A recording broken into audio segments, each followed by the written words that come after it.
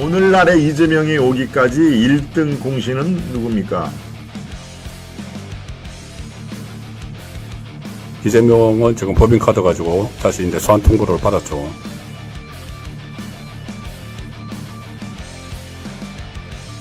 이제 윤석열 정부가 원전을 수주하는 것까지 발목을 잡겠다. 뭐 이런 것 같습니다. 한동훈의 동력은 오로지 민주당 세력에게 나오고 있어요. 그러니까 한동훈이 너무 잘 알고 있는 거죠. 지금 한동훈 대표는 당 내에서도 최상병 특검과 관련해서는 궁지에 몰리고 있는 겁니다.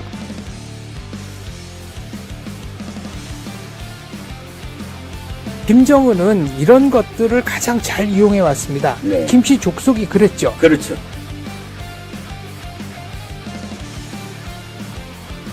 통합진보당이 생겨나서 그 다음 2012년도에 하는 거 보니까 민주노동당하고 하는 짓이 똑같아요. 똑같죠. 깡패, 살인마, 김성주에 대한 실체를 까발렸고요.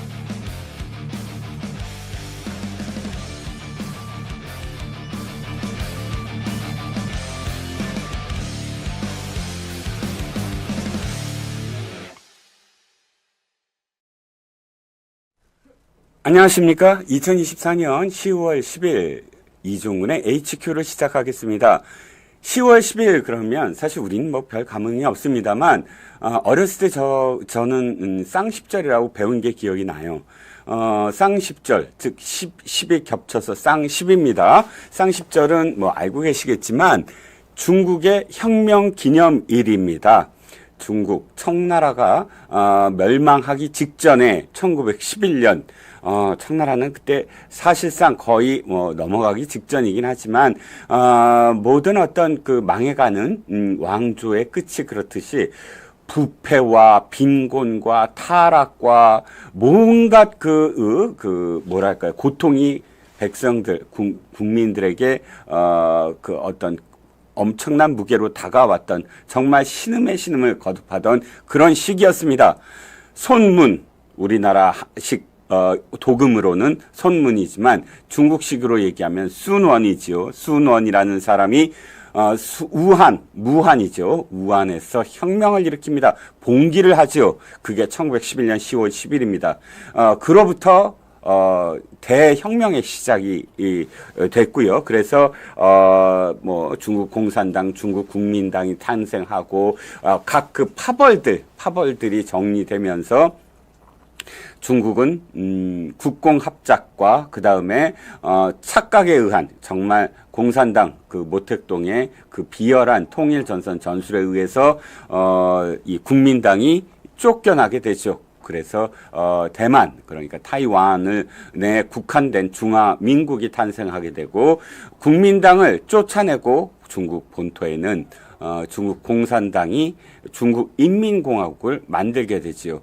길게 중국의 역사를 이렇게 말씀을 드린 이유가 참 뭐랄까요, 아이러니하다라는 생각이 듭니다. 왜냐하면 중국은 쌍십절을 중화민국, 타이완의 중화민국, 즉 우리가 대만이라고 부르는 타이완도 똑같고 또 중화인민공화국, 공산국가인 중공이라고 우리가 옛날에 불렀던 중국도 똑같이 쌍십절을 기립니다. 그리고 양쪽 다 손문, 순원을 숭상하지요. 물론 우리와 마찬가지로 그쪽 대만과 중국은 지금 양안이라고 해서 타이완과 중국 본토 사이를 두고 언제 다시 전쟁이 일어날지 모르는 일촉즉발의 대치를 하고 있습니다. 그런데 대한민국은 어떨까요? 우리는 건국절을 두고 나라의 시작을 두고 아직도 논쟁을 거듭하고 있고요. 나라의 국부를 두고 한쪽에서는 김구만을 숭상하겠다. 한쪽에서는 이승만 대통령이 그야말로 건국 대통령 아니냐. 이렇게 갈라지고 있습니다. 부러울까요? 부럽다고 생각을 해야 될까요? 중국은 전쟁 직전이지만 순원과 그 다음에 쌍십절을 기리고 우리는 내부에서조차 혼란에 혼란을 거듭하고 있습니다. 그래서 쌍십절을 바라보는 오늘의 심정이 건국절과 겹치면서 씁쓸하기만 합니다. 자, 오늘 쌍십절에 들려드리는, 쌍십절 얘기 그만합시다. 자, 10월 10일 들려드리는 이종은의 HQ, 오늘의 아투부터 시작하겠습니다. 일면 톱입니다. 오래간만에 홍선미 기자가 등장을 하는군요. 홍선미 기자, 대통령 출입 기자지요. 윤 대통령이 지금 동남아시아를 순방 중입니다. 그 와중에서 싱가포르를 국빈 방문 중인 윤석열 대통령이 바로 싱가포르 렉처라는 것은 동남아 연구소가 싱가포르 외교부 후원으로 자국을 방문한 주요 정상급 인사를 초청해서 연설을 듣는 세계적 권위의 강연 프로그램이라고 합니다. 누구누구가 이 강연 프로그램에서 강연을 했을까요? 보니까 1980년 10월 노벨 경제학을 수상한 밀턴 프리드먼 시카고대 교수가 첫 연사로 나섰다고 합니다. 그러니까 1980년부터 시작이 된 것 같습니다. 그 이후에 헨리 키신저 전 미국 국무장관, 아베 신조 전 일본 총리, 나렌드라 모디 인도 총리 등이 싱가포르에 초청돼서 이 싱가포르 렉처에서 강연을 했다고 합니다. 그래서 우리 윤석열 대통령도 초청을 받고 이 싱가포르 렉처 연설을 하는 것인데요. 어떤 내용으로 했느냐? 일면톱 제목이 바로 이겁니다. 자유통일 한반도 실현되면 인도 태평양이지요. 국제사회 평화 획기적인 진전을 이룰 것이다. 라는 제목으로 지금 이 기사는 시작을 합니다. 윤 대통령은 이날 싱가포르 호텔에서 열린 싱가포르 렉처에 참석해서 자유통일 한반도가 실현되면 북한의 핵 위협이 사라지고 국제 비확산 체제가 공고해지면서 영내 국가 간, 지역 간 평화와 신뢰를 구축하기 위한 노력이 대폭 활성화될 것이다 라고 강조를 했습니다. 인도태평양, 우리가 인태라고 부르는 인도태평양 그룹은 사실상 가장 중요한 것이 자유로운 항해입니다. 자유로운 항행 질서, 즉 어느 곳이든 이 바다를 독점하거나 그 다음에 그 제해권을 독점하려고 하는 것을 거부한다라는 것. 양안 관계도 역시 마찬가지죠. 중국이 지금 대만을 호시탐탐 우리가 뭐 통일하겠다라는 명목으로 그 대만 해협을 장악하기 위한 그런 그 군사적 그 노력을 계속 거듭하고 있습니다. 그런데 바로 인태의 정신, 자유로운 항행 질서의 구축이라는 측면에서 우리나라를 포함해서 인도 태평양을 이 중심으로 뭉쳐 있는 국가들은 중국의 이런 현상 변경에 대해서 반대를 하고 있는 것이죠. 우리나라도 역시 마찬가지로 우리나라의 경제가 그 대만 해협에 달려 있습니다. 물동량, 즉 컨테이너선이 우리나라의 경제에 영향을 미칠 컨테이너선, 즉 물동량이 거의 40% 가까이가 대만 해협을 통과합니다. 중국이 만약에 대만을 침공해서 그 대만 해협에 대해서 항행을 자신의 자의적인 판단으로 규제를 한다면 우리의 경제는 직접적으로 타격을 받을 수밖에 없다는 것입니다. 다시 기사로 돌아와서 그래서 윤 대통령은 자유롭고 열린 통일 한반도가 실현된다면 이는 자유의 가치를 크게 확장하는 역사적 쾌거가 될 것이라고 하면서 통일 한반도는 가난과 폭정에 고통받는 2,600만 명의 북한 주민에게 그토록 간절히 바라는 자유를 선사하는 축복이 될 것이면서 동시에 그 이상의, 그러니까 더 큰 자유를 얻게 된 한국은 영내와 그 다음에 국제사회의 자유와 인권을 위해서 더 크게 기여하게 될 것. 그래서 자유롭고 열린 통일 한반도의 실현은 인태 지역의 경제 발전과 번영에도 강력한 추동력을 제공하게 될 것이며 나아가서 개방된 한반도를 연결고리로 태평양, 한반도, 유라시아 대륙을 관통하는 거대한 시장이 열릴 것이라면서 에너지, 물류, 교통, 인프라, 관광에 걸친 활발한 투자와 협력의 수요가 분출될 것이다 라고 전망을 했다는 겁니다. 물론 이런 내용들은 그러니까 통일을 가정한 것이고 이 내용 역시 통일을 전제로 한 그런 비전을 지금 전 세계에 표명했다라고 볼 수가 있고요. 그래서 오늘의 일면에 이어서 사설 역시 해외에서 8.15 통일 독트린 설파한 윤 대통령이란 제목으로 지난 8월 15일에 광복절 기념사를 통해서 윤석열 대통령이 8.15 통일 독트린의 어떤 그런 그 독트린을 천명을 하지 않았습니까? 이번 싱가포르 렉처에서 바로 8.15 통일 독트린과 관련돼서 연이어서 한반도 평화 통일이 인태 지역의 안보는 물론 전 세계 번영에 큰 도움을 준다는 그런 메시지를 전달했다라고 이번 강연의 의미를 부여를 했습니다. 그런데 이 사설은 안타까운 그런 그 이야기도 전하고 있습니다. 대통령의 어떤 통일 원칙이나 비전은 사실상 흡수 통일을 이야기하는 것이 아니다라고 이제 지적을 했는데, 그럼에도 불구하고 북한은 최근 들어서 요새화라는 명목으로 남측과 연결되는 도로 철도를 완전히 끊고 남쪽 국경, 여기서 국경이라는 표현이 썼죠. 사실 국경이라는 표현은 남북관계에 있어서 쓰지 않았습니다. 왜? 두 개의 국가가 아니고 하나의 국가이고 하나의 민족이다라는 개념을 북한과 남한이 공유했기 때문에 북한도 역시 국경이라는 표현을 쓰지 않았거든요.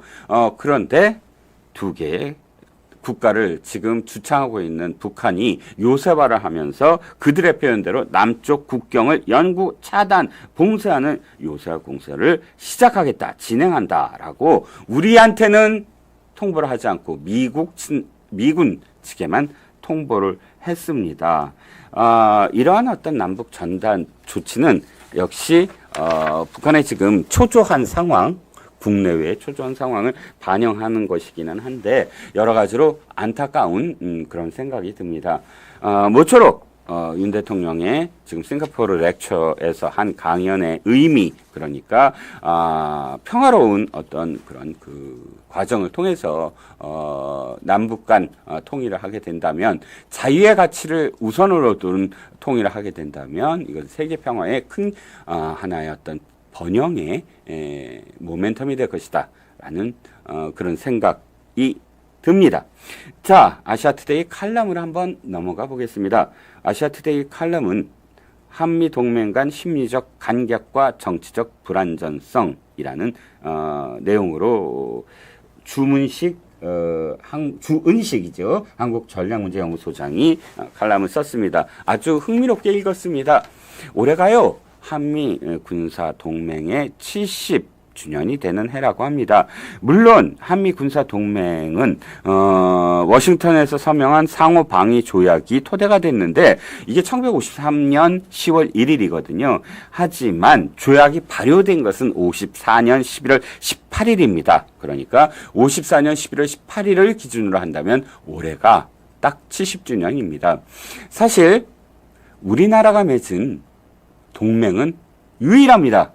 미국과 맺은 이 한미 상호 방위 조약, 이 동맹이 유일합니다.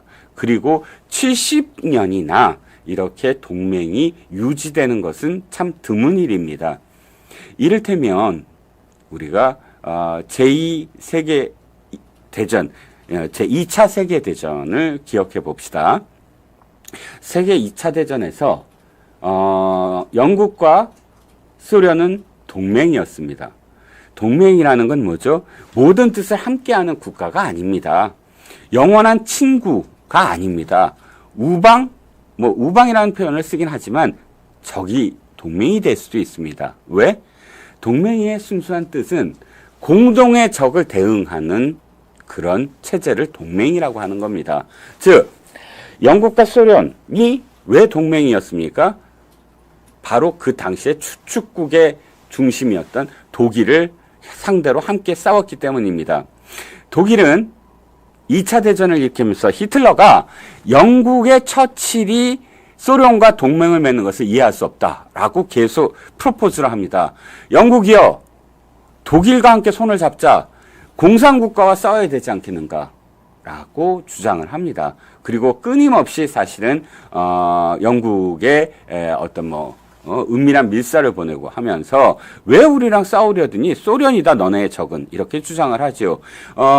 영국의 처칠이 내부의 라디오를 통해서 국민들에게 계속 강조를 하고 했던 것도 바로 그 지점입니다. 맞다! 사회주의는 또 공산주의는 영국의 가치가 아니다. 하지만 우리가 소련, 스탈린과 손을 잡는 이유는 가장 중요한 건 가치를 공유하는 것이기 때문이 아니라 지금 인류의 가장 큰 적인 히틀러, 독일을 물리쳐야 하기 때문이다. 이렇게 선언을 합니다.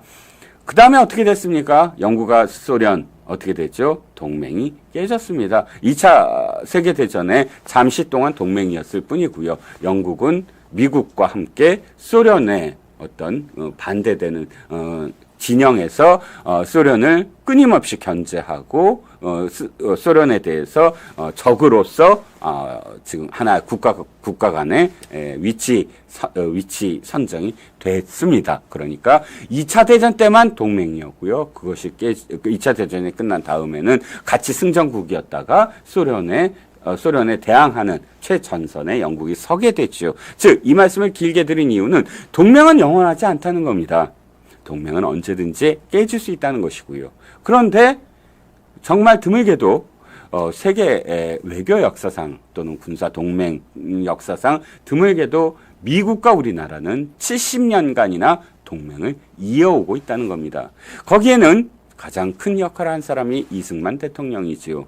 이승만 대통령은 우리의 뜻과는 다르게 미국이 휴전, 정전 협정을 맺으려고 하자 강력하게 반대를 하고 국회에서 계속 싸울 것을 결의를 통과시키면서 미국에 반대를 합니다. 휴전 협정에. 그러다가 휴전 협정을 한국을 도외시한 채로 중국과 그다음에 북한과 미국 3개국이 나서서 휴전협정을 조인하려 하자 거기에 대한 대항으로 거제도에 있는 방공포로들을 석방합니다. 미국은 당황할 수밖에 없습니다. 휴전협정의 가장 큰 하나의 어떤 그런 그 툴 중에 하나가 포로 교환이거든요. 그런데 포로 교환을 할 그 포로들을 다 석방을 해버리므로 물론 방공포로들에 한해서 석방을 하긴 했지만 정전협정이 깨질 위기에 또 봉착한 것입니다.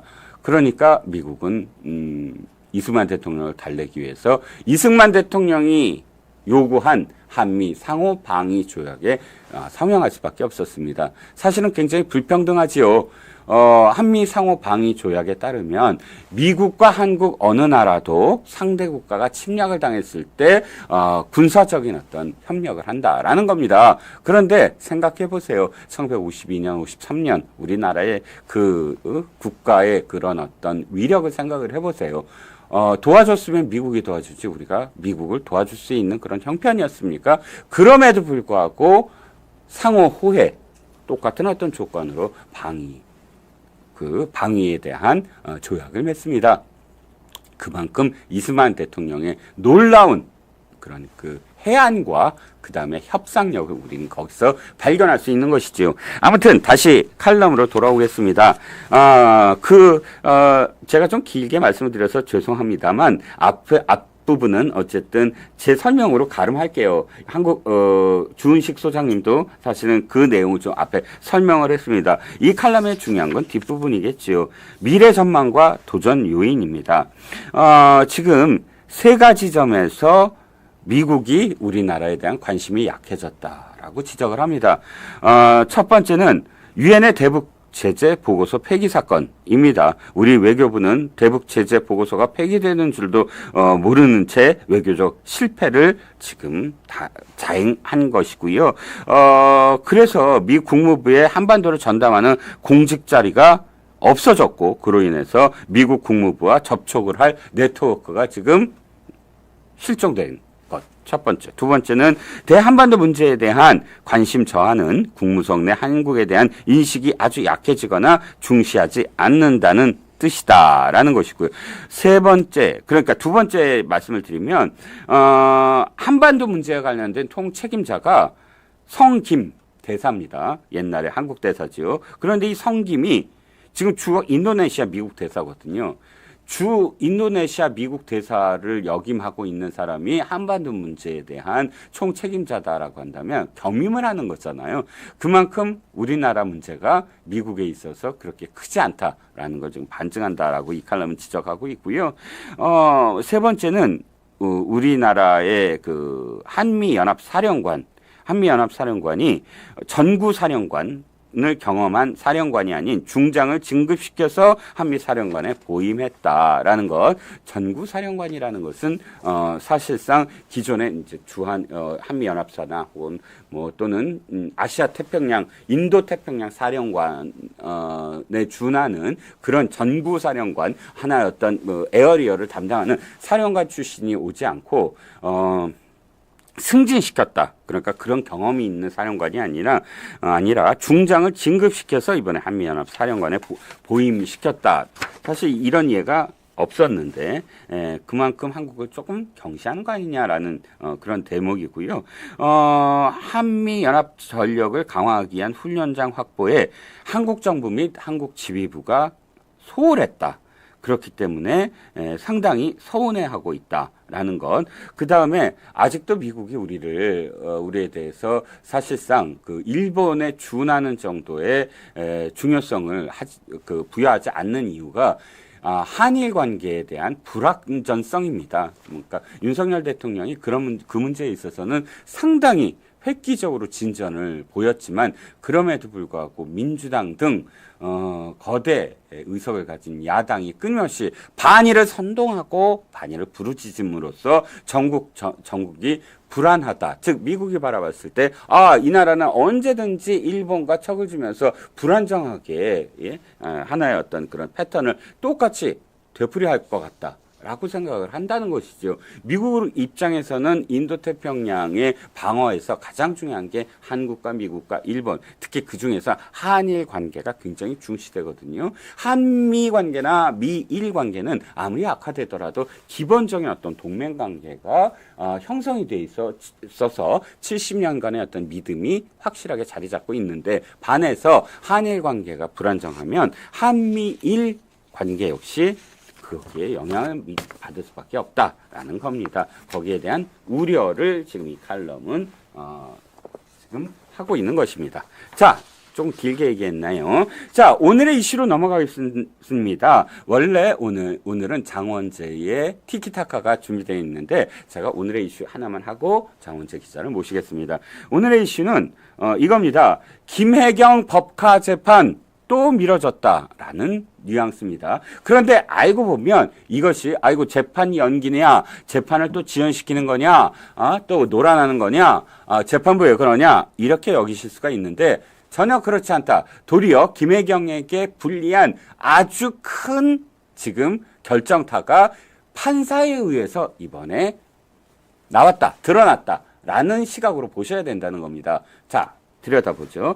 김혜경 1심 구형이 연기됐습니다. 사실상 1심은 지난 7월 25일에 변론이 종결됐고 선고를 8월 12일 날 하기로 되어 있었는데 재판부가 갑자기 그러니까 8월 13일 날 하기로 되어 있었는데 하루 전날인 12일입니다. 12일 재판부 직권으로 변론이 다시 제기됐습니다. 변론이 종결돼서 결심 공판이 이루어지고 그다음에 선고일을 잡아서 선고 공판이 이루어져야 되는데 선고 공판이 이루어지기 직전에 우리 변론 제기합시다라고 재판부가 선언을 한 겁니다. 그래서 그날도 사실은 왜 이거를 또 간단한 사건을 왜 또다시 이거를 본다고 하는 거야? 라는 목소리가 일부 나왔습니다. 그런데 당시에 재판부는 뭘 요구했냐 하면 그렇습니다. 이 사건을 잠깐 말씀을 드리면 김혜경 경기도지사 부인이 이제 대통령 선거에 나올 그 남편을 위해서 의원들 그러니까 민주당 의원 부인 3명과 밥을 먹은 겁니다. 그런데 그 밥을 어떻게 먹었느냐? 밥을 먹고 지도는 계산을 했어요. 하지만 나머지 3명의 부인과 그다음에 바깥에 있었던 2명의 보좌관과 조명은 씨 이 6명의 밥값을 배소연이가 조명원한테 문자를 통해서 야, 그 김혜경 씨 거는 서머 보좌관이 내도록 하고 나머지 6명은 네가 내 해갖고 경기도 법카를 쓴 겁니다. 그러니까 선거와 관련돼서 매표 행위 의원들의 그러니까 경선 과정에서는 굉장히 의원들이 역할을 해야 됩니다. 그런데 대통령 경선을 위해서 의원들에게 접대를 했다. 더군다나 경기도 법카를 밥값을 대신 내놓는다, 대신 낸다. 이거 선거법 무조건 걸립니다. 더군다나 경기도 법카를 사용했다는 거예요. 이건 횡령 배임입니다. 그런데요. 아니 뭐 검찰이 알아서 다 증거 내고 증인들 했을 거 아닙니까? 그런데 판사가 스탑! 내가 더 알아봐야 되겠어 하고서 뭘 알아봐요? 지금 이재명 측, 그러니까 김혜경 측 변호인이 주장하는 대로 이거는 원래 배소연이 그냥 알아서 지가 도와준다고 한 거지 저기는 몰라. 누구야? 김혜경은 모르던 일이고. 아니 그리고 의원 부인들이 한 명은 자기가 현금으로 냈다고 했거든. 그러니까 이재명 변호인 측은 아니 이런 사실들이 있는데 왜 이게 문제가 됩니까? 라고 변론을 했으므로 판사가 이렇게 한 겁니다. 아 그래? 알았어. 그러면 변호인 측 주장이 맞는지 내가 직접 알아봐야 되겠어. 어떤 방식으로? 자, 그날 계산을 했다는 사람, 그러니까 의원 부인과 그 다음에 그 음식점의 결제 기록, 그 다음에 각각 그 뭐 음식을 계산을 하려고 했다는 그런 그 보좌관 2명과 함께 이 모든 카드 기록, 금융 정보를 직권으로 요구할 거야. 해서 그걸 다 들여다볼게. 들여다본 다음에 판단할게. 이게 판사의 변론을 제기하는 이유였습니다. 당황한 건 이재명 변호인 측이었겠죠. 어찌됐든 이게 판사가 직권으로 요구를 했기 때문에 금융 정보는 받아야 되는데 오늘이 다 10월 10일 오늘 원래 이제 이 정보들을 다 함께 취합을 해서 수원지법 형사 13부가 이날 오전 공판기를 하면서 변론을 종결해야 되는데 사실 한 번 더 연기를 한 거예요. 한 번 더 연기를 해서 24일 날 결심 공판을 열겠다고 한 겁니다. 아이고 들으시는 분들 복장이 터지실 것 같아요. 이거 빨리 해야 되잖아. 그런데 아주 눈길을 끄는 장면이 하나 오늘 발견이 됩니다. 뭐냐? 판사가 왜 또 연기를 했냐면 사실 요구한 금융 정보가 다 오지 않았어요. 다 오지 않았기 때문에 다 올 때까지 한 번만 더 하자. 꼼꼼한 판사였던 것 같습니다. 그런데 문제는 하나가 지금 발견이 된 겁니다. 뭐가 발견이 돼요? 김혜경 식사 동석자, 아까 얘기했죠. 의원 부인 중에 하나가 내 건 내가 냈어요라고 증언을 했거든요. 그런데 그러면 어떻게 냈니? 했더니 현금으로 냈습니다라고 판사 앞에서 얘기했거든요. 그런데요, 재미있는 게 있습니다. 자, 아시다시피 음식점 가면 현금을 받으면 이렇게 돼요. 현금 이 띵띵띵띵 X 누르고 딱 현금 결제 그러면 착 하고 찰렁하고 왜 그 현금 들어가는 통이 나옵니다. 그리고 현금 들어가는 통에 현금을 딱 넣고 딱 거스름돈 있으면 거스름돈 주고 딱 닫으면 기록이 되게 돼 있습니다. 현금 거래는요. 물론 카드 거래는 무조건 기록이 남게 되고 현금 거래 역시 똑같이 그 기록이 남게 되어 있습니다. 그래서 판사가 요구를 했죠. 그 음식점에 기록 다 갖고 와 해서 딱 펼쳤는데 해당 일에 현금 결제 기록이 없다는 겁니다. 그렇다면 가능성 하나가 있죠. 탈세를 위해서 음식점 주인이 그냥 그 돈 받고 이걸 누르지 않았을까? 불가능하겠죠. 그 1인당 26,000원짜리 식사이고요. 그게 이제 굉장히 그래도 뭐 알려진 어떤 식당이 그 한 사람의 세금을 탈루를 하기 위해서 돈을 받고 그걸 누르지 않았다? 그러지 않았다는 겁니다. 즉 A씨, 그러니까 의원 부인은 거짓말을 했다라는 게 오늘 재판에서 드러났다는 것이고요. 재판이 연기됐기 때문에 많은 분들이 아이고 이것도 재판 연기됐어라고 실망을 하실 제목입니다. 뭐 24일 결심 또 연기돼 이렇게 제목이 됐지만 연합뉴스 제목을 보시면 아마도 이 오늘의 재판부가 한 건 했군 하고 느껴지실 겁니다. 김혜경 식사 동석자 내 밥값은 현금 결제 그런데 금융 거래 내역에서는 빠졌다라는 겁니다. 그래서 어찌됐든 뭐 이걸 뭐 길게 말씀드릴 건 아니어서 뭐 요 정도로 하고 정원재 기자가 옆에서 너무 오랫동안 기다리고 있어서 뭐 요 정도로 끝내려고 하는데 24일에 결심 공판을 지켜보시자고요. 왜? 재판부가 의지가 확실하게 있고 또 확실하게 이것을 증명하려고 하는 그런 노력을 지금 하고 있다는 겁니다. 그렇기 때문에 오늘 밝혀진 대로 의원 부인의 거짓말 하나가 났지만 금융정보를 다 취합을 하면 이들이 입을 어떻게 맞췄는지 또 김혜경은 뭐라고 거짓말을 했는지 배소연은 자기가 다 독박을 쓰려고 나서서 아이고 이건 다 김혜경한테 얘기 안 하고 나 혼자 했다라는 이야기가 얼마나 거짓말인지가 아마도 이번 24일 돌아오는 24일에 결심 공판에서 다 드러날 것으로 여겨집니다. 자, 오늘 많이 기다리신 우리 장원재 기자를 소개하겠습니다. 장 기자 오랜만입니다. 네, 안녕하십니까. 네, 자 오늘 역시 장원재 티키타카 첫 번째는 지난주 우리 축구 얘기 많이 했죠. 네. 장 기자 얘기가 옳았어요. 보니까 그 얘기대로 나중에 정몽규 축구협회 회장이 정몽규가 다시 다른 사람들도 알아봐라라고 했다는 거예요. 네. 했다고 이제 드러났습니다. 어떻게 특정하셨어요? 기사가 나갔어요, 이제. 아니요, 기사를 못 냈습니다. 이유는 예.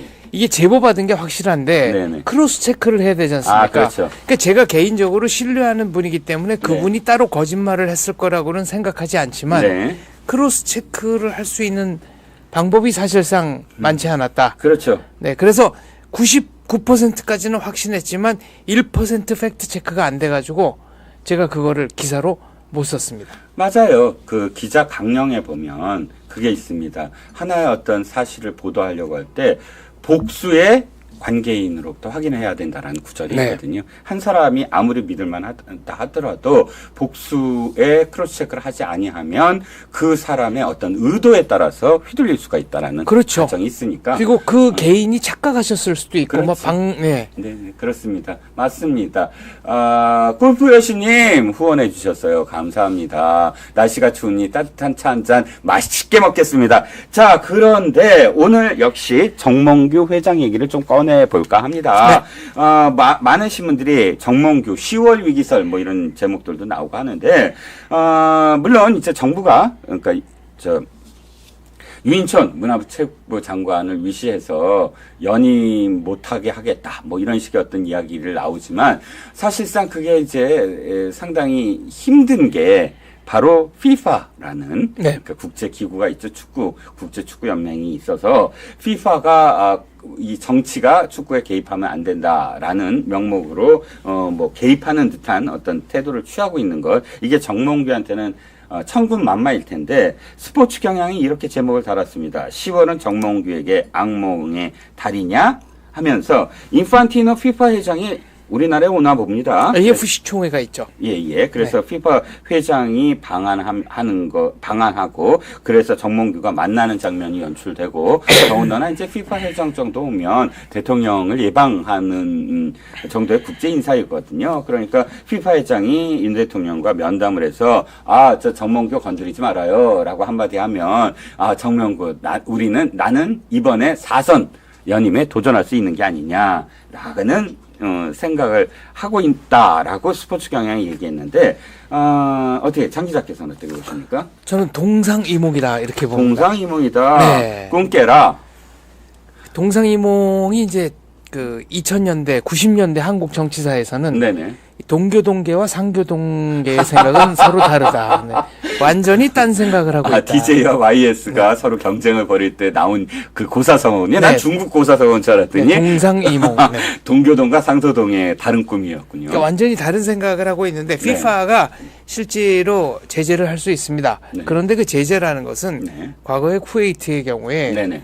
쿠웨이트 왕실이 워낙 그 축구협회와 척을 지다 보니까 아예 축구협회를 해산을 하고 네네. 왕실 주도로 축구협회를 새로 만들었구나. 설립을 그러니까 그 경우에 이제 FIFA가 개입한 사례가 있고 네네. 월드컵에 못 나가게 한 경우는 이제 멕시코가 90년 월드컵 그 예선 출전 자격을 뺏겼는데 네. 그때는 청소년 대회 때 네. 연령 초과 선수들을 부정 출전시켰다가 걸렸습니다. 네. 그러니까 FIFA가 뭐 한국 정부를 압박할 수 있다고 하지만 문체부의 입장은 확고하죠. 네. 이것이 범법이냐 아니냐를 가리는 건데 이게 왜 압박이냐. 네네. 네. 죄인을 비호하는 조직이 FIFA는 아니지 않느냐. 네네. 그래서 지금 뉴스를 보면은 문체부가 그 FIFA가 먼저 공문을 보낸 건지 네. 아니면은 대한축구협회가 FIFA에 공문을 보내달라고 요청한 게 있는지 이것도 한번 따져보겠다는 거죠. 네네. 장 기자, 저 프랑스도 아마 제재를 했는데 프랑스는 뭐 콧방귀 빵 끼고 콧방귀 빵 꼈던 거든요. 프랑스는 이게 무슨 그 정치권의 간섭이냐 말도 안 된다. 네. 그래서 사실 또 그때는 생각이 드는 게, 이거 프랑스가 만약에 도리어, 네. 우리 저 월드컵 안 나갈래 그러면 어마어마하게 타격은 다 도리어 피파가 갖는 거 아니냐. 그래서 눈치 본 거 아니냐. 근데 기본적으로 지금 월드컵은 올림픽보다 중계료가 조금 더 많거든요. 네네. 쉽게 생각하면은, 스폰서십. 네. 올림픽은 선수 숫자가 이제 근 2만 명에 가깝고, 네네. 월드컵은 한 팀당 23명 곱하기 뭐 36개 팀, 이제 48개 팀이 됩니다만. 네네. 그럼 규모 면에서는 상대가 안 되잖아요. 그렇죠. 그러니까 월드컵이 얼마나 황금알을 낳는 거위인지 그렇죠. 아실 수 있을 텐데 그렇고요. 이게 FIFA의 독과점도 아니고 독점입니다. 독점. 그러게요. 절대 권력이니까. 그러게요. 그러니까 피파가 무슨 예를 들어서 도덕적 윤리적 우위에선 그런 유엔이나 이런 기구가 아니잖아요. 피파 역시 이익단체입니다. FIFA 안에서도 숱한 그 뇌물 스캔들 벌어져가지고 그렇죠. 최근까지도 예. 뭐 여러 사람 형사처벌도 받고 난리도 아니었습니다. 그러니까 피파 회장이 이제 바뀔 때마다 온갖 추문들이 다 나오지 않나요? 온갖 추문들이 다 나오고 뒷거래 얘기도 그렇죠. 나오고 근데 그만큼 왔다 갔다 하는 그 돈의 규모가 많은데 네. 의사 결정 자체가 상당히 폐쇄적이거든요. 그렇죠. 그러면 이거는 부패가 깃들 수밖에 없는 구조입니다. 그렇습니다. 그러니까 일단 장 기자님 말씀처럼 피파가 규제해서 그걸 벌벌 떨 게 아니라 피파도 이익단체이고요. 그리고 우리가 당당하게 저는 아무리 생각해봐도 축구부가 무슨 입법부, 사법부, 행정부 위에 있는 무슨 부서가 아니잖아요. 그렇죠. 모든 간섭을 다 받지 않겠다. 네. 독립된 무슨 하나의 어떤 기구다. 이렇게 그러니까 3부인데 4부 요인이야. 독립된 그러니까 이제 민간 결사체니까 네네. 여기에 정부가 과도하게 개입하는 거는 부당하다.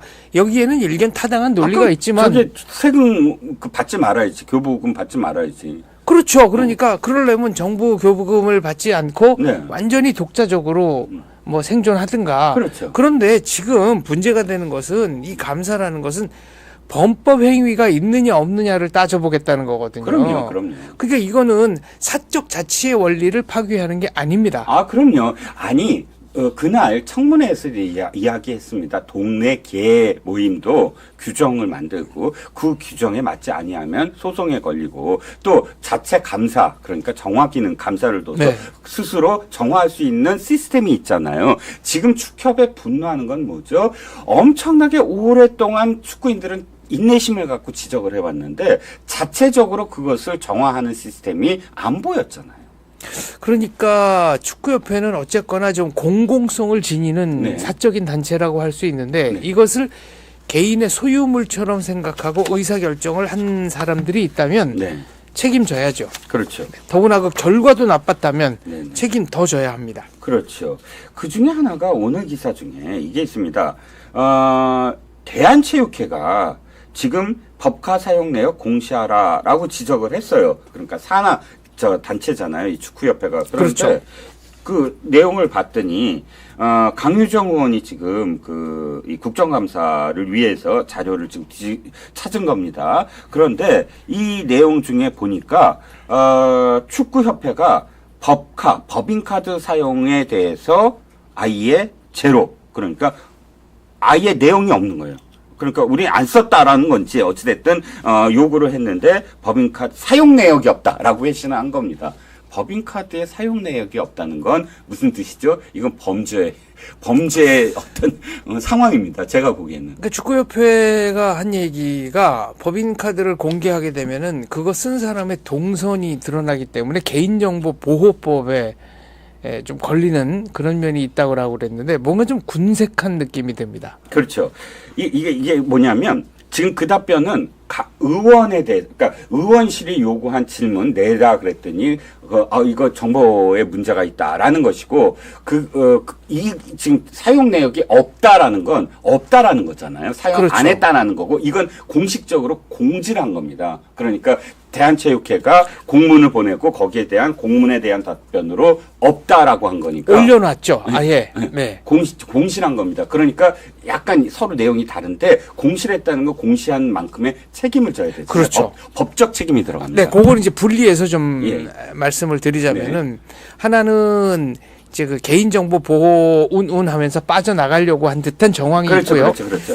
공시라는 것은 이거는 이제 공식적인 자료를 낸 거기 때문에 네네, 여기서 그렇죠. 거짓말을 했다면은 그에 상응한 책임을 져야 하는 그럼. 문제입니다. 그렇죠. 그런데 이렇게 되면 결국은 장부 다 까봐라 이렇게 나갈 까야죠. 수밖에 없는 거거든요. 그렇죠. 그래서 실제로 법인카드 집행이 됐는지 안 됐는지를 살펴보고 집행이 안 됐다고 하면 정말 하나도 안 썼다고 하면 그건 뭐 문제될 게 없습니다. 네. 그런데 만약에 법인카드를 사용한 흔적이 있다, 기록이 있다고 한다면 이거는 거짓말한 거니까 그에 상응하는 책임을 져야 할 겁니다. 그렇죠. 사용 내역이 없다고 하면서 사실은 횡령을 한 거잖아요. 만약 그렇죠. 썼다고 한다면 왜냐하면 제가 아는 바로는 축구협회가 대한체육회 산하 그런 이 경기와 관련된 협회나 연맹 중에 유일하게 1,000억 원이 넘는 예산.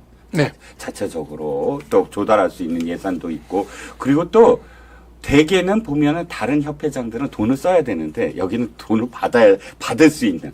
그러니까 지난번에 이임생 이 위원장은 1억 몇 천만 원의 연봉인가? 뭐 어마어마한 연봉이더라고요. 억대 연봉자가 꽤 있습니다. 예. 여러 분 됩니다. 억대 연봉자에다가 그럼 법카가 당연히 뒤따르는 자기가 보니까 뭐 어디 가고 꽤 많이 돌아다녔잖아요. 네. 그리고 뭐 밤늦게 빵집도 가고 그러려면 그거 다 법카로 하지 자기 돈을 썼겠습니까? 그거 불가능하잖아요.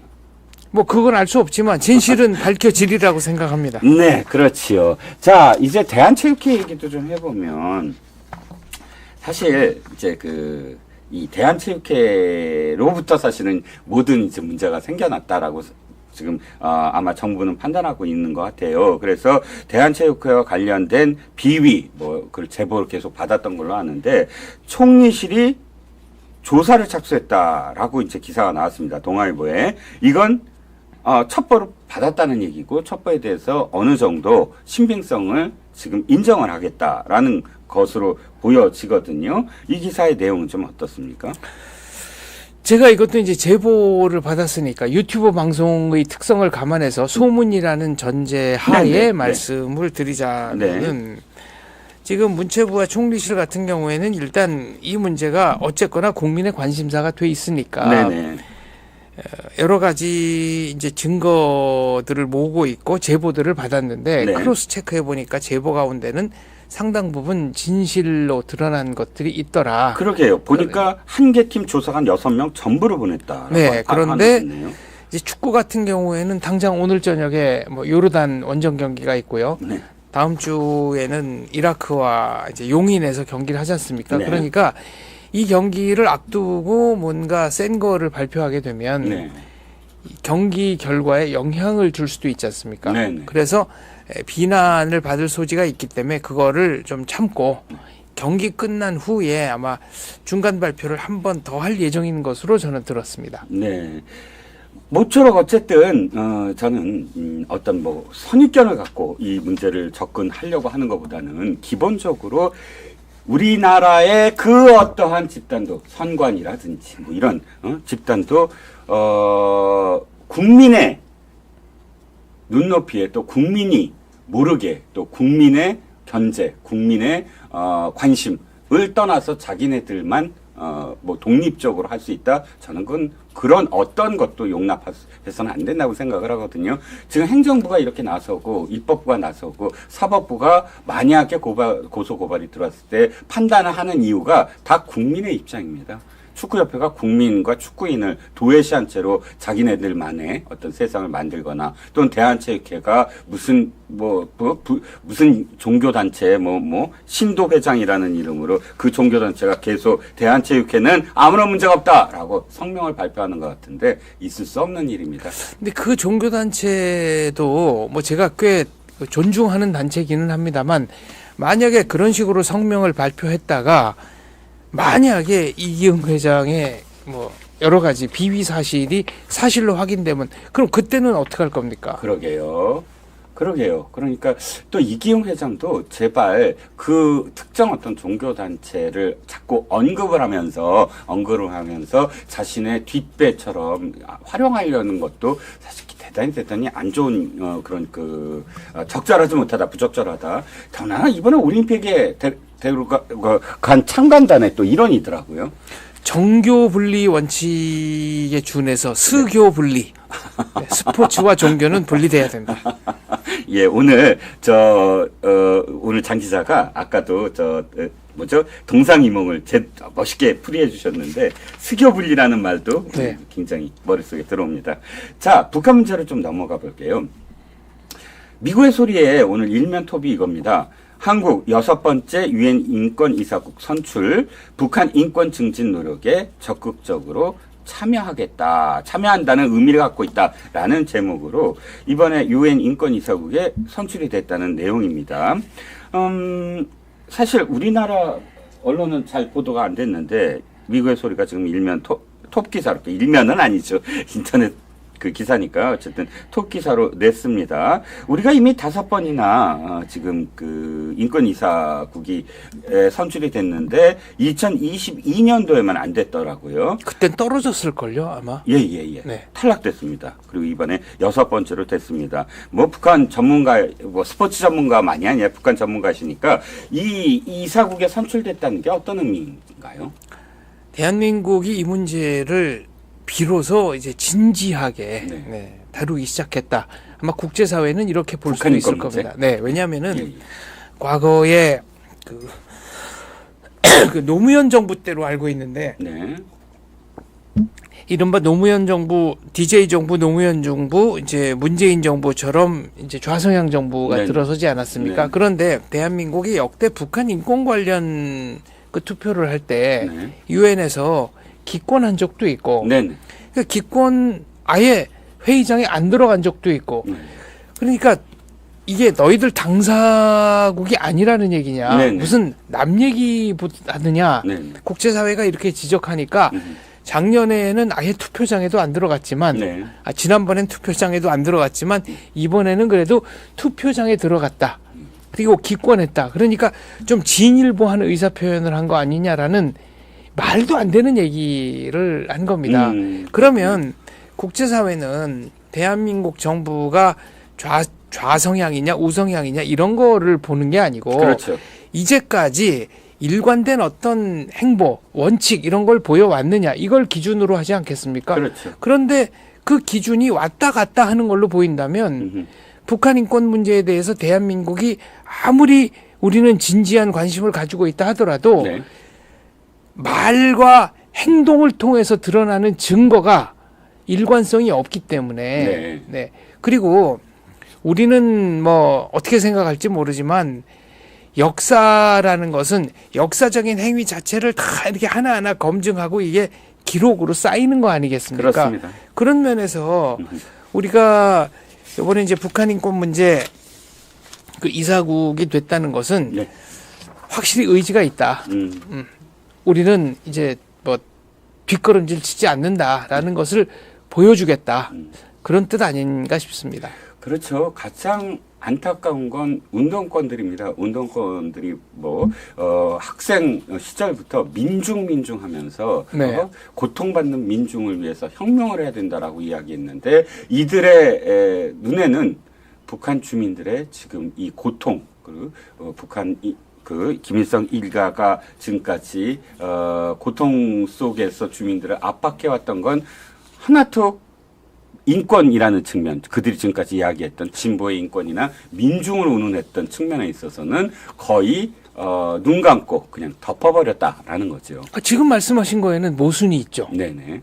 왜냐하면은 이게 우리가 쓰는 말과 북이 쓰는 말 표기가 같다고 그래서 뜻이 같은 게 아니거든요. 네. 북쪽에서는 우리는 한민족이라고 하지 않습니까? 네네. 그럼 우리끼리. 근데 북에서 쓰는 민족이라는 건 김일성 민족입니다. 네네. 그러니까 김일성이 태양처럼 가운데 있고 김일성과 얼마나 혈연적 관계가 가까우냐에 따라서 네. 이제 민족이냐 아니냐를 가르는 거거든요. 네. 그렇습니다. 그러면은 민중을 외쳤던 사람들, 이 사람들 눈에는 북한 주민들은 노예입니다. 음흠. 인간이 아니라 짐승이에요. 네. 짐승하고 노예한테 무슨 인권이 있습니까? 네. 논리적으로는 그렇게 설명이 되는 겁니다. 그렇죠. 그게 이해가 가네요. 그러니까 북한 주민은 민중도 아니고 네. 그냥 노예인데. 그리고 개인의 사적인 이익 추구를 위해서 이렇게 공공 무슨 이렇게 큰 무슨 거대한 이념 뭐라고 그래야 되나? 아무튼 명분을 내세우는 사람들이 많은데 네네. 저는 그 민중 이런 걸 내세웠던 사람들도 대한민국 국민 중에 상당 부분은 아마 사람으로 보지 않을 것이다. 그 타도의 대상, 그러니까 인격이 없는 대상 이렇게 보니까 그런 말과 행동을 할 수 있는 게 아닌가 생각합니다. 장 기자 말씀 들어보니까 내가 생각이 하나 떠올랐어요. 네. 탈북민하고 사서에서 얘기를 하는데 내가 네. 진짜 놀라운 사실을 깨달았습니다. 그 김일성, 김정은, 김정일의 생일이 거기서는 굉장히 큰 명절이잖아요. 뭐 소위 태양절, 광명절 네. 해서 그러니까 예를 들어서 김정은 생일날이라고 칩시다. 저는 지금까지 그런 김씨 일가들이 자기 생일날 네. 북한 주민들한테 선물을 주는 줄 알았어요. 네. 그래서 와우 민족의 태양이신 우리 김정은 수령이 이런 선물을 줬다. 위원장이 이런 선물을 줬다. 이럴 줄 알았는데 탈북민이 저한테 얘기하기를 아니 그게 아니고 전 주민들이 선물을 마련해서 갖다 바친대요. 그렇죠. 그러니까 조총련이 네네. 뭐 무슨 오토바이 몇백 대 갖다 바치고 그러게요. 뭐 김일성 뭐 한갑인지 칠순일 때는 저기 인간 선물 그래가지고 조총련 대학생들 네. 오토바이 한 대씩 태워가지고 쫙 그거 선물이라고 바치고 돈 바치고 아니 뭐 충성 맹세문 뭐 이런 거 써가지고 바치라 그러고 아니 거꾸로 됐잖아요. 아니 인민의 수령이라며. 그러니까 그 인민들한테 뭐라도 줘야지. 아니 그 김정은이 얼마나 잘 먹고 잘 살아. 그 김정은이한테 헐벗은 주민들이 그 1년에 한 번 그 선물 마련하는 거 얼마나 고생을 하겠습니까? 한 번이 아니죠. 김일성, 김정은 3대니까. 그렇죠. 네. 그러니까 그것도 해야지 무슨 당성을 인정받거나 혹은 당원이 될 수 있는 기본적인 그렇죠. 토대가 되더라고요. 네. 보니까 너 선물 뭐 했어가. 참네. 자, 이게 지금 현실입니다. 그런데 어제 오늘 계속 기사가 나오는 게 이겁니다. 북한이 요새화를 선언을 하면서 국경이라는 표현도 그렇고요. 그러니까 도로와 접경지대. 네. 도로와 철도를 다 지금 끊어놨다. 그리고 거의 무슨 어마어마한 벽을 세울 생각인가 봐요. 이쪽에 휴전선에 이 의도는 뭐죠? 의도는 간단히 말해서 대한민국 쪽에서 넘어가는 각종 정보들을 차단하겠다라는 것이죠. 아니 철도는 지네들도 필요한 거 아닌가요? 근데 철도를 끊어버리면 철도로 무슨 정보가 올라가는 것도 아닌데. 실제로 대한민국과 북한 사이에 철도가 연결이 돼 있고 도로가 연결이 돼 있다고는 하지만은 네. 그게 통행을 하는 그러니까 실질적인 의미에서의 철도와 도로 역할을 한 거는 아니니까요. 물론 그렇죠. 상징적인 의미가 있을 겁니다. 그렇죠. 제가 기자 하나를 아는데 물론 같이 동문이긴 네. 하는데 뉴스원의 김태형 기자라고 그 기자가 저기를 갔대. 그때 그 쇼 있잖아요. 원전 폐쇄 쇼. 네. 거기에 이제 초대받아서 갔는데 그 기차를 전부 다 커튼으로 가려놨더래요. 근데 바깥에 못 보게. 절대 펼치지 못하게. 그래서 우리나라 사람들이야. 너네가 하란 대로 하니 그러고 이제 저기 없을 때 봤대요. 어떤 장면이 펼쳐지냐면 자전거 탄 어른들이 이 기차를 추월해서 가고 있는 거예요. 기차가 얼마나 속도가 안 나면, 그러니까 얼마나 철도가 엉망진창이면 자전거를 탄 사람이 훨씬 빠르더라 이거예요. 시속 40km를 못 낼걸요. 그러니까 특정 구간은 더 심각하더래요. 네. 특정 구간은 그러니까 이게 엉망진창인 그러니까 거죠. 평양 주변은 뭐 어떨지 모르겠으나 기본적으로 북한의 철도라는 거는 대부분의 철도망이 일제시대 때 깔린 겁니다. 네. 그러면 유지 보수가 제대로 됐을까요? 뭐 침목이라든가 자갈이라든가 뭐 보수가 안 되면은 스피드를 낼 수가 없는 거죠. 그러게요. 기관차도 역시 날디 낡은 것이고요. 그러게요. 저도 뭐 북한을 가봤습니다만 정말 차가 안 보이는 도로에 차가 안 보였습니다. 자, 이 기사까지 해보죠. 국정원 요원이 블랙 요원이라고 합니다. 그러니까 2명이 네팔에서 숨졌다라고 하는데 기사가 약간씩 다릅니다만 MBN은 지금 탈북 경로가 막혀 있으니까 탈북 경로를 뚫기 위해서 갔다가 그 산사태로 숨졌다. 한쪽은 경호에 대한 문제, 그러니까 어떤 특정 요원 블랙 요원 명단 유출 사건으로 그 정보망을 다시 구축을 하면서 네팔에 투입된 그런 그 특정인에 대해서 경호를 하려다가 지금 숨졌다. 이렇게 약간씩 좀 다른 기사가 나왔습니다. 뭐 어떠한 목적으로든 이 분들의 명복을 당연히 빌어야 되고 안타까운 그러니까 이름 없이 이렇게 그 순직한 요원들에 대한 사실 안타까운 마음을 또 표현해야 되는데 이 기사 보시고 어떻게 판단하셨습니까? 저는 진실은 뭔지 알 수 없지만은 네네. 이제 탈북 루트는 좀 아니다라고 생각을 합니다. 그러게요. 저도 딱 듣는 순간 네팔은 불가능하지 않나요? 중국에서 통해서 네팔까지 가서 온다. 네, 그러니까 기본적으로 그 여러 가지 루트들이 있었습니다만 지금 제일 많이 활용했던 루트가 중국 남부까지 이동해가지고 이른바 메콩강. 악어강, 메콩강을 건너서 이제 태국까지 오면 네. 태국은 이제 불법 월경으로 네. 해서 이민국에 일단 수감을 했다가 네. 재판을 받고 이제 풀어주는 네. 제3국으로 추방하는 형식의 판결을 내리면은 대한민국 정부가 신원을 인수해서 데리고 왔었죠. 네. 과거에 이제 라오스 같은 경우에는 뭐 여러 번 그 북송이 됐습니다. 네. 그때도 제가 뭐 하고 싶은 얘기는 많은데, 네. 네. 네. 현지 한국 대사관 측이라든가 뭐 등등등 네. 아무튼 그래서 그 10대 소년 소녀들 90명인가가 와서 우리들이 왔으니까 구해주세요. 그리고 언론에 보도까지 됐는데 저런. 다시 북송된 사례도 있고 그리고 라오스나 베트남 같은 경우에는 그래서 현실적으로 뭐 경유를 할 수는 있습니다만은 루트로는 잘 쓰이지 않고요. 과거에 이제 몽골 루트들이 좀 많이 쓰였는데 네. 영화 크로싱 같은 경우도 몽골 루트거든요.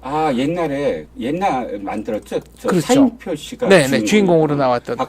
박근혜 대통령 시절에 네. 나온 영화. 그런데 몽골 루트는 이제 내몽골, 외몽골 여기니까 그 사막지대를 통과해가지고 그러니까 네. 몽골과 중국의 국경을 넘어설 때도 철조망이 3개가 있고 네. 이걸 위로 넘든 밑으로 넘든 넘는다 해도 몽골 군에게 발견될 때까지 사막을 하염없이 걸어가야 됩니다.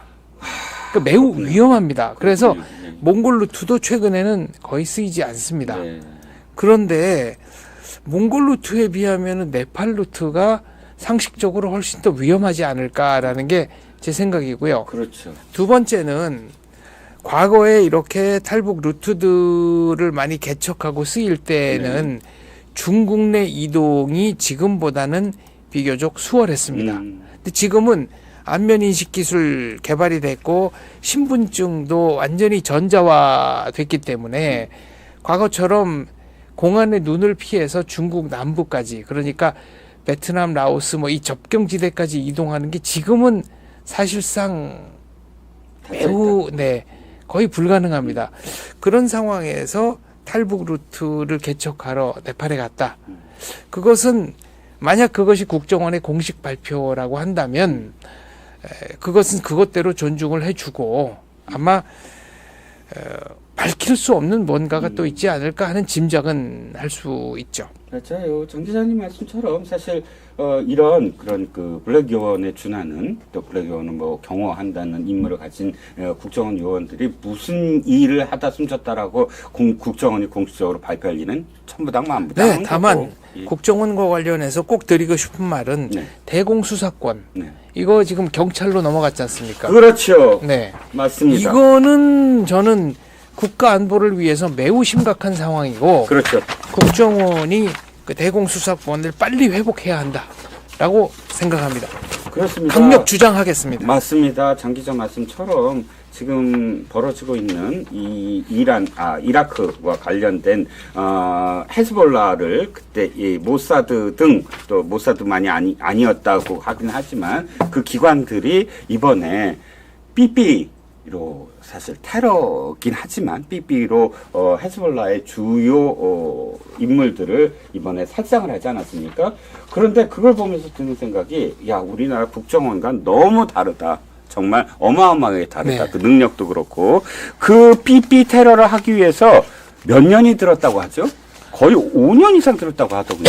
그렇죠. 아예 공장 뭐 인수를 했든지 세웠든지 그래가지고. 네. 해서 그러니까 전혀 헤즈볼라가 눈치채지 못하게 원래 대만 회사 등등을 통해서 그걸 하려고 했는데 그 대만 회사인 것처럼 위장을 해갖고 공작원을 아예 심어서 수년간은 그냥 일하게 하는. 그러니까 완전히 속이는 그런 작업들을 이스라엘의 공작기관들이 했다는 거 아닙니까? 그 예를 들어 네. 누군가가 대한민국을 허무려고 한다. 네네. 이런 사람들까지 우리가 용납할 수는 없는 거 아닙니까? 그렇죠. 대한민국을 허물 자유까지를 우리가 용납할 수는 없는 거 아닙니까? 맞습니다. 아무리 우리가 자유주의 국가라 하더라도요. 맞습니다. 그런데 지금 김정은이 무슨 이제 북한은 완전히 다른 나라로 생각해라. 네. 우리는 남쪽과 다른 나라. 두 국가로 가겠다 이런 얘기를 해서 이게 마치 평화 우호 선언인 것처럼 생각하시는 분들이 계신데 네네. 노동당 규약에 보면은 폭력으로 대한민국을 허물겠다는 거를 아직도 유지를 하고 있습니다. 그렇죠. 완정이라는 표현 혹시 들어보셨습니까? 김일성이 한 표현이잖아요. 네.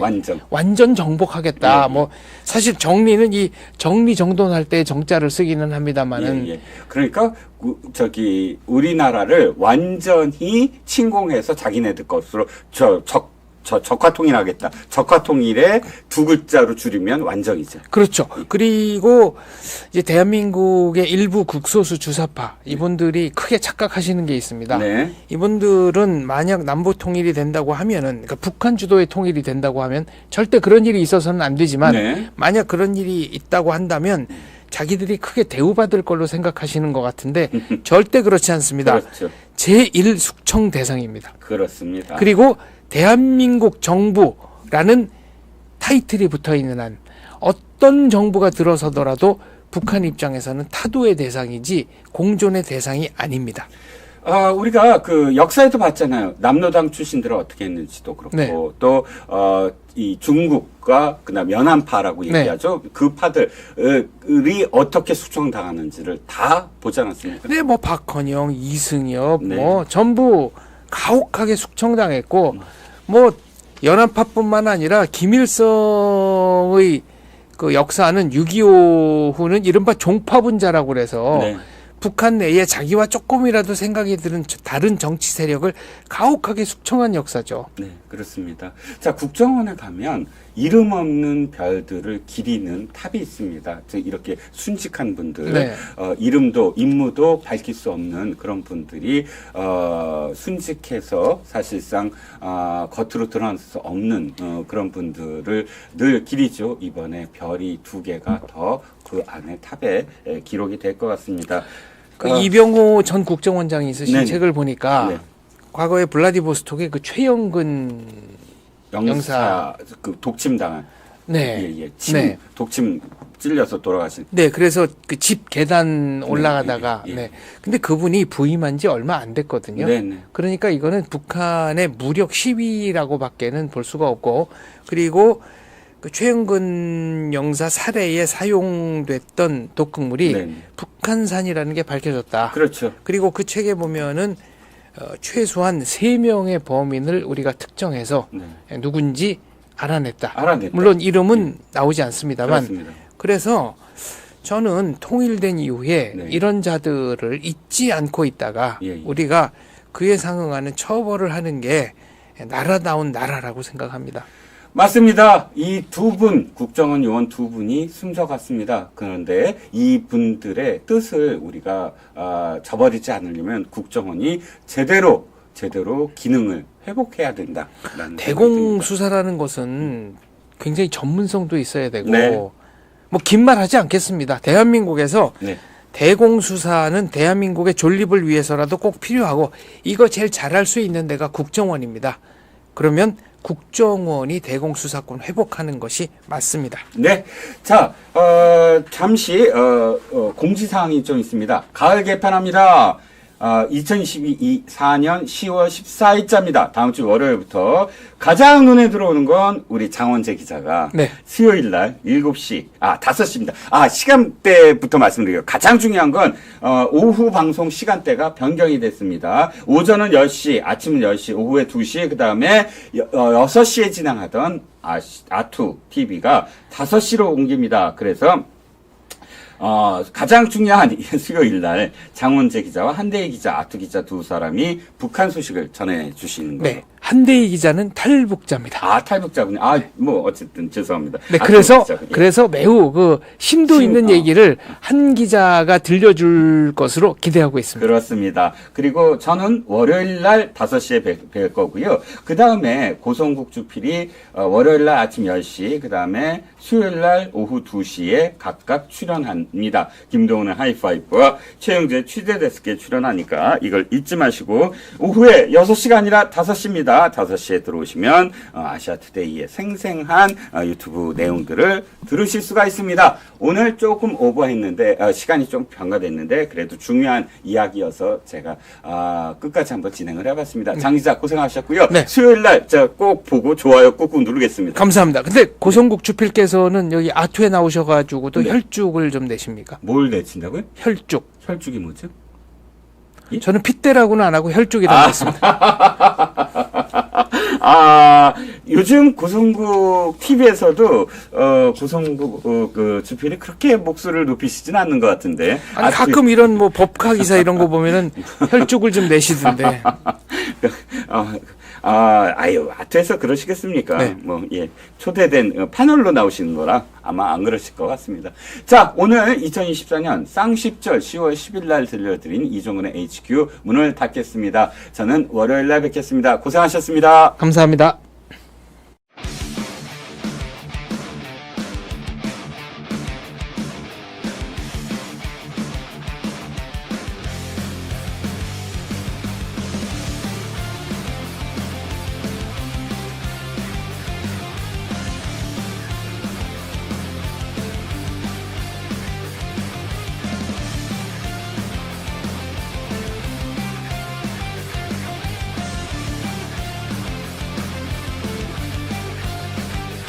오늘날의 이재명이 오기까지 1등 공신은 누굽니까? 이재명은 지금 법인카드 가지고 다시 이제 소환 통보를 받았죠.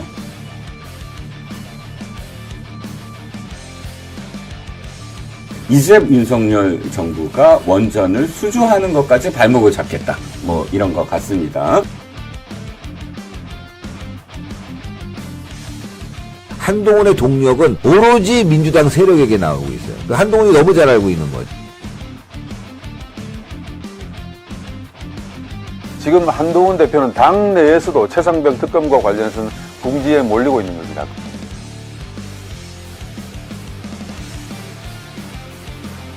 김정은은 이런 것들을 가장 잘 이용해 왔습니다. 네. 김씨 족속이 그랬죠. 그렇죠.